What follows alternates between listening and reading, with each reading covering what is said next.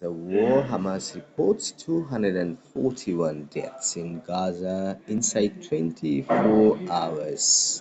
Horrible scenario. Gaza's Hamas-run health ministry has said at least 241 people were killed in the past 24 hours as Israel's military operation continues in the territory.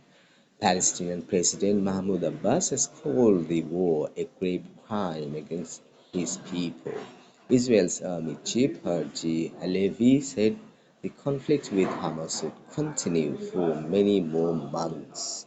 Israel says it hit more than 100 sites on Tuesday and reports of impending group operations in central Gaza.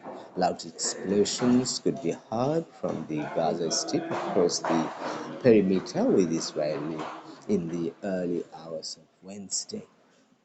Gaza's health ministry said 382 people have also been injured over the same 24 hours. According to the ministry, at least 20,915 Palestinians have been killed, mostly children and women, in more than 11 weeks of fighting. The claims by the warring sides have not been independently verified. The war began on 7 October after Hamas led a wave of deadly attacks on communities inside Israel. Some 1,200 people, mainly civilians, were killed.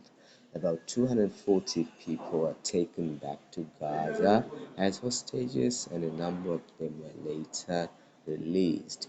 President Abbas has described the war in the Gaza Strip as beyond a catastrophe and beyond a war of annihilation. He called it unprecedented in the history of the Palestinian people.